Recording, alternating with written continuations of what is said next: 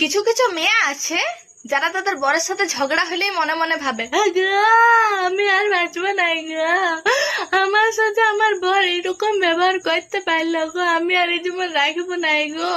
তো বলি, মরি যে কি লাভ? একটা কথা মনে রাখবে, আজ মরলে কাল দুদিন। তুমি আপনার মরে লিবে, তারপরে 2 মাস পরে দেখিবে একটা নতুন মেয়েকে ঘরে তুললো তোমার বর। সব সম্পত্তির উপর দখল হবে কার? ওই নতুন মেয়েটার। তোমার ওই আলমারি ভর্তি জিনিস, সব পছন্দের শাড়ি গয়না, সবের উপর অধিকার কার জন্মাবে? ওই নতুন মেয়েটার।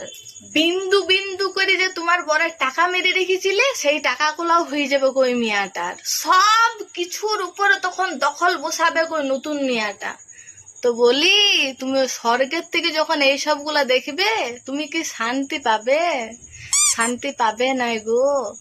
তার চেয়ে ভালো তুমি কি করবে বলো তো? গন্ডুল হইলে নো রান্না বান্না। ভগবান क्या जुलुम है। রান্না বান্না একদম স্টপ। কি খাবে খাও, 2 দিনেই শিলা সায়স্তা হয়ে যাবে।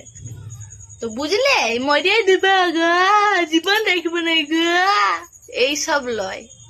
নিজেকে রেস্ট দাও, নিজেকে সময় দাও, নিজের মতো করে থাক।